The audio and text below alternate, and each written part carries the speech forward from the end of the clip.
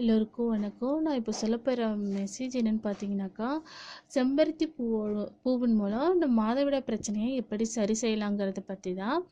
மாதவிடாய் பிரச்சனைகள் ஏற்படுவதற்கு வாழ்க்கை முறையில் ஏற்படும் மாற்றங்களும் ஒழுங்கற்ற உணவு பழக்க வழக்கங்கள் போன்றவையும் முக்கிய காரணமாக இருக்குது.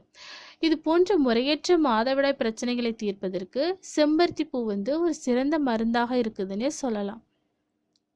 மாதவிடாய் பிரச்சனை இருக்கிறவங்க 4 செம்பருத்தி பூக்களை அரைச்சி பச்சையாக எடுத்து வச்சுக்கணும். இதை காலையில் வெறும் வயிற்றில் தொடர்ந்து 7 நாட்கள் சாப்பிட்டுட்டே வந்தோம்னாக்கா விரைவிலேயே நல்ல பலன் கிடைக்குமாமா. மேலும் செம்பருத்தி பூக்களை வெயிலில் உலர்த்தக்கூடாது, நிழலில் உலர்த்தி தூளாக்கி வச்சுக்கணும். இதில் 1 தேக்கரண்டி அளவு செம்பருத்தி பூ தூளை எடுத்து காலையிலையும் சாயந்தரமும் 7 நாட்கள் தொடர்ந்து சாப்பிட்டுட்டே வந்தோம்னு வச்சுங்களேன், மாதவிடாய் கண்டிப்பாக சீராகும் அப்படின்னு சொல்ல வராங்க. இது மாதவிடாய் பிரச்சனை உள்ளவங்க இதை நீங்கள் கண்டினியூஸாக எடுத்தீங்கன்னாக்கா உங்களுக்கு நல்ல ரிசல்ட் கிடைக்கும்னு நம்புகிறேன்.